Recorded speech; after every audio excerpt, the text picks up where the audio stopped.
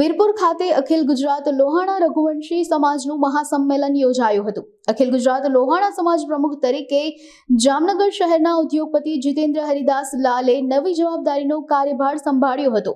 હાલ સૌરાષ્ટ્ર, કચ્છ તથા ગુજરાતભરના રઘુવંશી લોહાણા સમાજના ભાઈઓ બહેનો આ મહાસંમેલનમાં જોડાયા હતા। જલારામ બાપાની આ પવિત્ર ભૂમિ ઉપર સમગ્ર ભરના ગુજરાતના લોહાણા રઘુવંશી લોકોનું એક મીટિંગ અને સ્નેહ મિલન મળવા જઈ રહ્યું છે। હજી તો શરૂઆત દીપ પ્રાગટ્ય રસિક બાપાના આશીર્વાદ આવે એટલે અમે કરશું।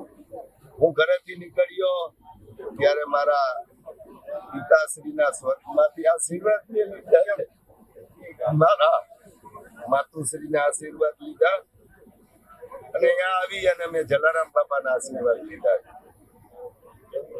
હમણાં જ નીકળતો તો મને અમારા રાજકોટના મોભી કિરીટ કાકાનો ફોન આવ્યો। એના વાઇફનું આજે પવિત્ર પધરામણીનો પ્રોગ્રામ છે એટલે એને પણ શુભેચ્છા અને આશીર્વાદ આપ્યા છે।